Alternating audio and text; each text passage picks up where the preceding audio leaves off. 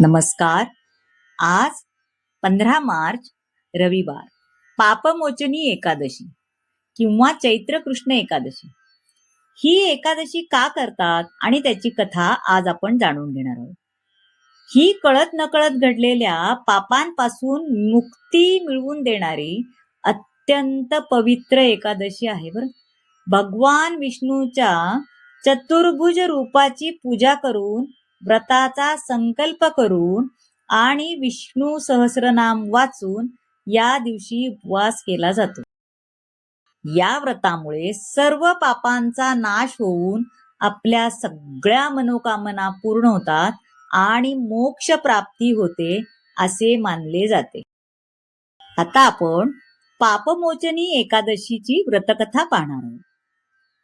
अर्जुन भगवान एकदा श्रीकृष्णाला म्हणाला, हे मधुसूदन, फाल्गुन महिन्याच्या कृष्ण पक्षातील एकादशीचे नाव काय आणि त्याची पद्धत काय आहे? माझी वाढती उत्सुकता तुम्ही पूर्ण करा. भगवान श्रीकृष्ण म्हणाले, हे अर्जुन, फाल्गुन महिन्यातील कृष्ण पक्षातील एकादशीला पापमोचनी एकादशी म्हणून ओळखले जाते. एकदा पृथ्वीचा राजा मांधाताने लोमाश ऋषींना तोच प्रश्न विचारला होता जो तुम्ही मला विचारला होता.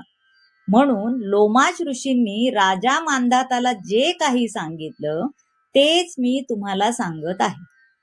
धर्माच्या गूढ रहस्यांचे जाणकार महर्षी लोमाश यांना राजा मांधाताने विचारले, हे महान ऋषी, माणसाच्या पापांची क्षमा कशी शक्य आहे? कृपया मला असा काही सोपा उपाय सांगा ज्याद्वारे प्रत्येक जण त्यांच्या पापापासून सहज मुक्त होऊ शकेल. पापमोचनी एकादशीची आता व्रतकथा आपण पाहूया. महर्षी लोमश यांनी म्हटले की, हे नृपती, फाल्गुन महिन्यातील कृष्ण पक्षाची एकादशी याचे नाव पापमोचनी एकादशी आहे.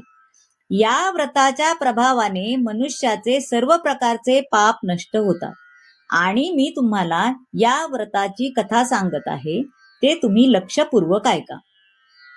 प्राचीन काळी चैत्ररथ नावाचे एक जंगल होते. तिथे अप्सरा षंडासोबत फिरत असत.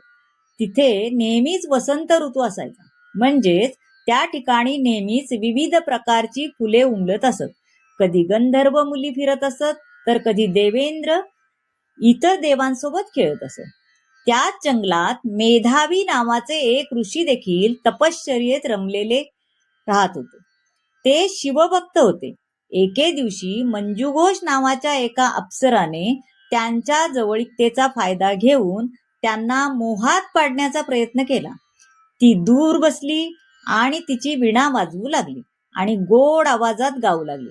त्याच वेळी कामदेवाने शिवभक्त महर्षी मेधवी यांनाही जिंकण्याचा प्रयत्न सुरू केला.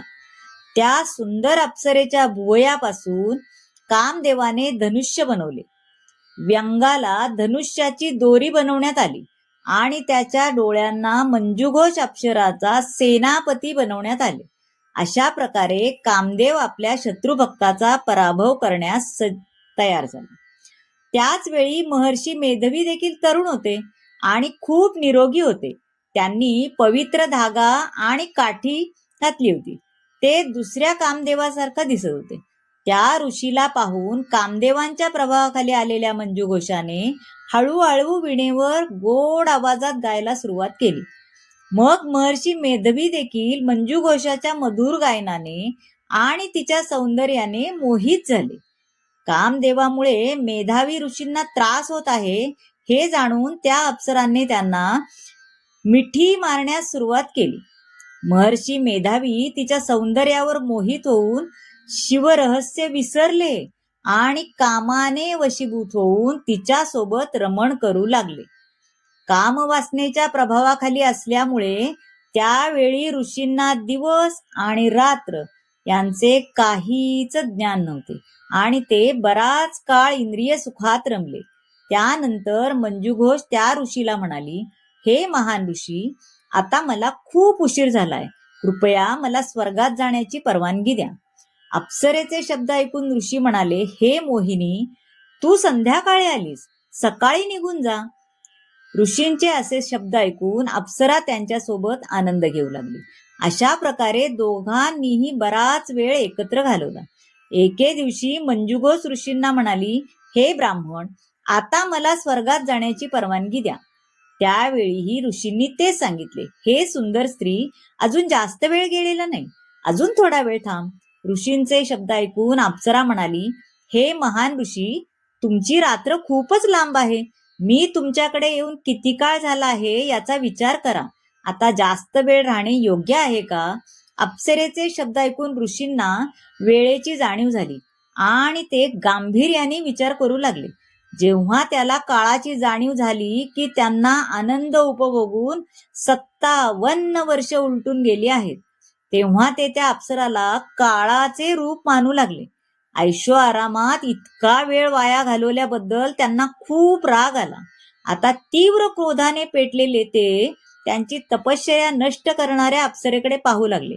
त्यांचे ओठ रागाने थरथर कापू लागले आणि त्यांच्या इंद्रियावर नियंत्रण येऊ लागले.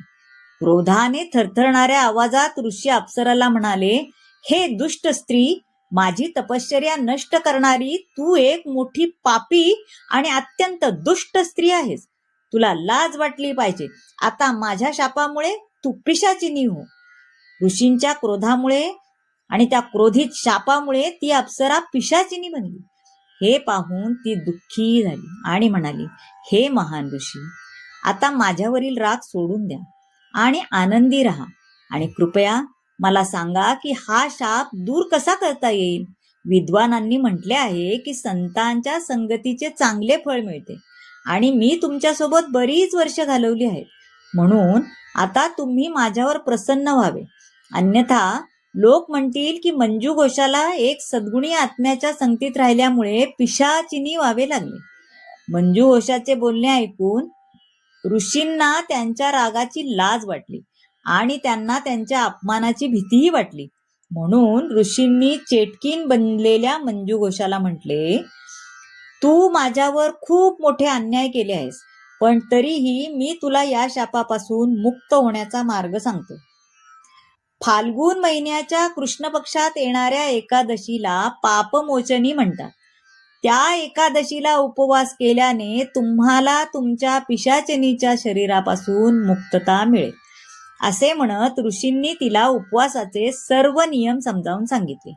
मग आपल्या पापांचे प्रायश्चित्त करण्यासाठी ते त्यांचे वडील च्यवन ऋषींकडे गेले. च्यवन ऋषींनी आपला मुलगा मेधावीला पाहून म्हटले, हे बेटा, तुम्ही हे काय केले की तुमचे सर्व प्रयत्न वाया गेलेत? तुमचे सर्व तेज कशामुळे कमी झाले आहे? बुद्धिमान ऋषींनी लज्जेने मान खाली घातली आणि म्हणाले, बाबा, मी अप्सरेशी संभोग करून खूप मोठे पाप केले आहे. कदाचित या पापामुळेच माझे सर्व तेज आणि तप नष्ट झाले असेल. या पापांपासून मुक्त होण्याचा मार्ग मला सांगा. ऋषी म्हणाले, हे पुत्र, फाल्गुन महिन्यातील कृष्ण पक्षातील पापमोचनी एकादशीचे व्रत तुम्ही भक्तिभावाने करावे आणि विहित पद्धतीने केल्यास तुमचे सर्व पापे नष्ट होतील. वडील च्यवन ऋषींचे म्हणणे ऐकल्यानंतर बुद्धिमान ऋषींनी विहित विधीनुसार पापमोचनी एकादशीचे व्रत पाळले. त्यांच्या प्रभावाने त्यांची सर्व पापे नष्ट झाली. पापमोचनी एकादशीचे व्रत करून मंजुघोष अप्सरा देखील चेटकिणीच्या शरीरातून मुक्त झाली आणि तिचे सुंदर रूप परत मिळवून ती स्वर्गात गेली. ऋषी लोमाश म्हणाले, हे राजा, या पापमोचनी एकादशीच्या प्रभावाने सर्व पापे नष्ट होतात. या एकादशीची कथा ऐकून आणि वाचून 1000 गायी दान केल्याचे पुण्य मिळते. या व्रताचे पालन केल्याने ब्राह्मणाची हत्या, सोने चोरी करणे, मद्यपान करणे, अज्ञात व्यक्तीशी लैंगिक संबंध ठेवणे इत्यादी भयंकर पापे देखील नष्ट होतात आणि शेवटी स्वर्गाची प्राप्ती होते. ही 60 उत्तराची कहाणी सुफळ संपूर्ण. धन्यवाद.